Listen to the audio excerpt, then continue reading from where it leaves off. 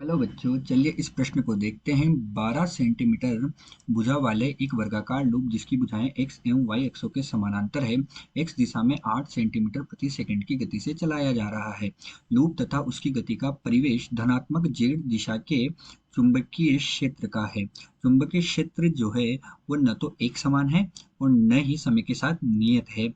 इस क्षेत्र की ऋणात्मक दिशा में प्रवणता 10 की घात ऋण 3 टेस्ला प्रति सेंटीमीटर है, अर्थात ऋणात्मक x अक्ष की दिशा में इकाई सेंटीमीटर दूरी पर क्षेत्र के मान में 10 की घात ऋण 3 टेस्ला प्रति सेंटीमीटर की वृद्धि होती है तथा क्षेत्र के मान में 10 की घात ऋण 3 टेस्ला प्रति सेकंड की दर से कमी भी हो रही है।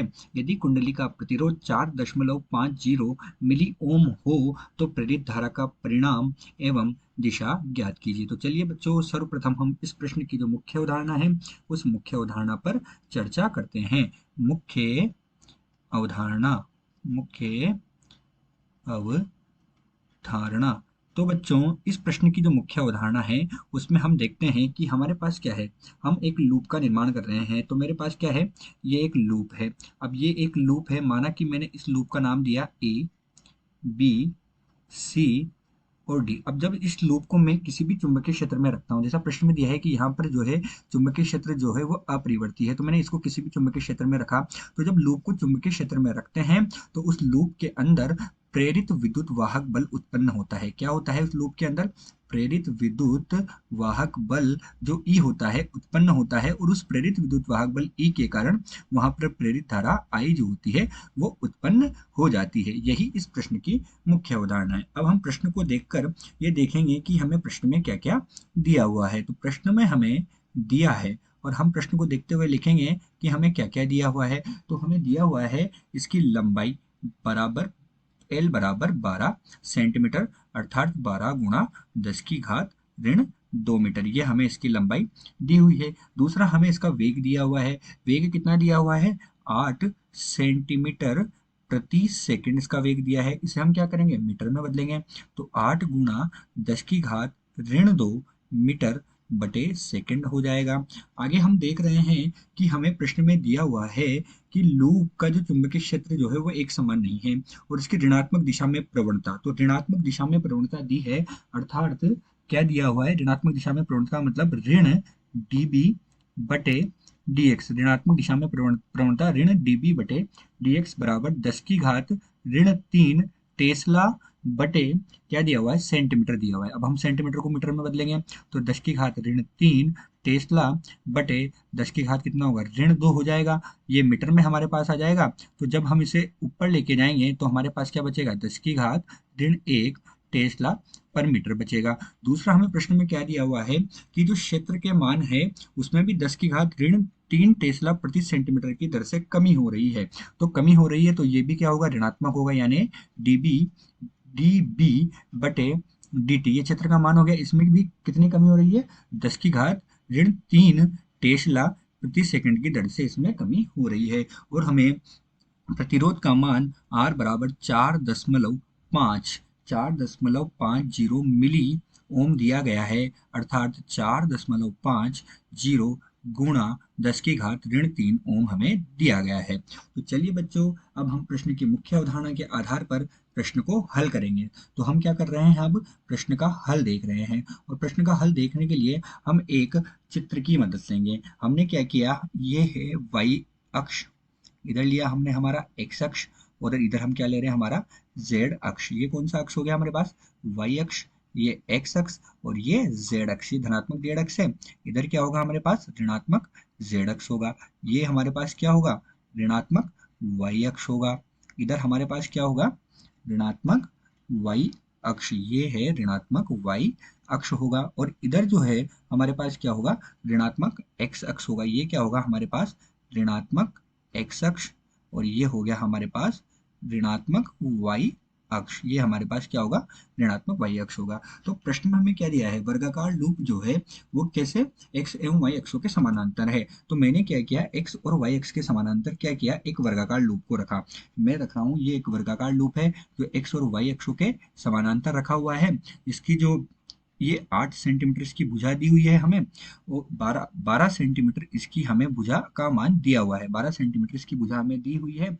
और ये v बराबर dx बटे dt होता है, बराबर ये 8 सेंटीमीटर प्रति सेकंड की दर से गति कर रहा है। ये v बराबर 8 सेंटीमीटर प्रति सेकंड की दर से गति कर रहा है। और ये हमारे पास कितना है, यहाँ पर है हमारे पास 12 सेंटीमीटर इसकी भुजा है। तो इसकी भुजा कितनी है हमारे पास, इसकी भुजा है हमारे पास 12 सेंटीमीटर, और ये इस तरफ गति कर रहा है और एक चुंबकीय क्षेत्र के अंदर रखा हुआ है। और चुंबकीय क्षेत्र कैसा है हमारे पास, तल के लंबवत है। तो ये चुंबकीय क्षेत्र रखा हुआ है, चुंबकीय क्षेत्र जेड दिशा में है, तो ये हमारे पास चुंबकीय क्षेत्र की दिशा हो गई। ये क्या होगा हमारे पास, चुंबकीय क्षेत्र की दिशा हो जाएगी। तो ये इस प्रश्न में हमें दिया हुआ है और इस प्रश्न के अनुसार हमने इसका चित्र बनाया है। तो अब इस प्रश्न में हमसे क्या पूछा उन्होंने कि प्रेरित विद्युत वाहक बल क्या होगा और उसकी दिशा का परिमाण एवं दिशा हमें ज्ञात करनी है। तो अब यहाँ पर क्या होगा, जो प्रेरित विद्युत वाहक बल है वो चुंबकीय क्षेत्र ये v बराबर dx बटा dt से गति कर रहा है, इसीलिए जो चुंबकीय बल रेखाएं हैं, फ्लक्स वाली रेखाएं, उनमें परिवर्तन होगा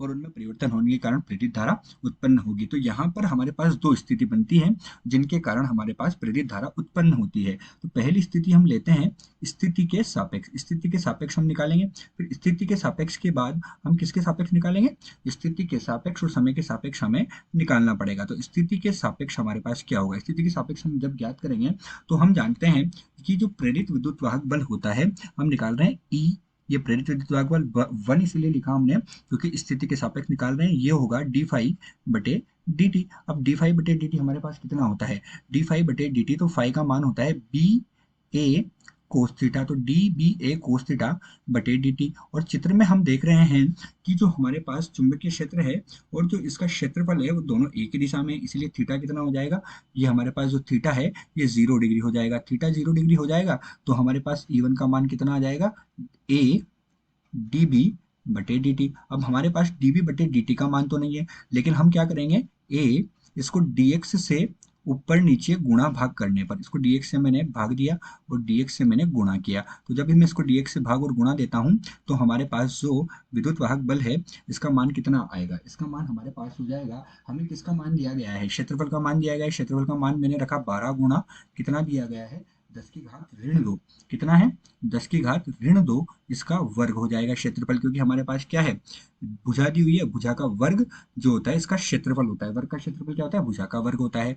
db बटे dx का मान हमें प्रश्न में दिया हुआ है, यह है ऋण 10 की घात ऋण 1 टेस्ला के बराबर है, ये 10 की घात ऋण 1 टेस्ला के बराबर है। और dx अपॉन dt हमारे पास क्या है, वेग है, जिसका मान कितना है 8 गुणा 10 की घात ऋण 2 इसका मान हमें दिया है। जब हम इसे हल करेंगे तो हमें जो विद्युत वाहक बल है उसका मान प्राप्त होगा ऋण 1152 गुणा 10 की घात ऋण 7 वेबर बटे सेकेंड। तो ये हमारे पास प्रेरित विद्युत वाहक बल का मान हमें प्राप्त हुआ। अब हम क्या करेंगे, स्थिति के सापेक्ष हमने प्रेरित विद्युत वाहक बल निकाला, ऐसे ही अब हम किसके सापेक्ष, समय के सापेक्ष निकालेंगे। तो ये E1 आया हमारे पास, अब हम समय के सापेक्ष निकालेंगे तो हमारे पास क्या आएगा, E2 आएगा। तो समय के सापेक्ष हम इसका मान निकाल रहे हैं और समय के सापेक्ष हम क्या लिख रहे हैं, E2। तो E2 का मान हम लिख सकते हैं वही डी फाई बटे dt, यानी कि a गुणा db बटे dt इसका मान होगा, a गुणा db बटे dt। तो a का मान हमारे पास है 12 गुणा 10 की घात ऋण 2, इसका क्या है वर्ग हो जाएगा, भुजा का वर्ग, और db बटे dt का मान प्रश्न से हमने लिखा हुआ है ऋण 10 की घात ऋण 3। अतः हमारे पास जो E2 का मान है वो हमें कितना प्राप्त होगा, ऋण 144 गुणा 10 की घात ऋण 7 वेबर बटे सेकंड हमें इसका मान प्राप्त होगा। तो हमें क्या हुआ, E बराबर E1 प्लस E2 करना है, क्योंकि हमें स्थिति और समय के सापेक्ष विद्युत वाहक बल मिला है। अतः हमारे पास E का मान लिखेंगे तो E बराबर कितना हो जाएगा, E1 धन E2 हो जाएगा। E1 धन E2 करेंगे तो हमारे पास कितना होगा, हमारे पास ऋण जो है ये बाहर आ जाएगा 144 धन 1152, और जो ये घात थी ये भी बाहर आ जाएगी, 10 की घात ऋण 4 वेबर बटे सेकंड हमें प्राप्त होगा। अतः हमारे पास जो इसका विद्युत वाहक बल है वो विद्युत वाहक बल, अर्थात ये विद्युत वाहक बल है, इसका मान विद्युत वाहक बल का मान ऋण 1256 गुणा 10 की घात ऋण 7 वोल्ट हमें प्राप्त होगा और हमें इसमें धारा का मान भी ज्ञात करना है। तो इसमें हमें धारा का जो मान है, प्रेरित धारा का मान और उसकी दिशा ज्ञात करनी है। तो धारा का मान हमारे पास I बराबर कितना प्राप्त हो जाएगा, E बटे R के बराबर होगा, अर्थात ऋण ये कितना आया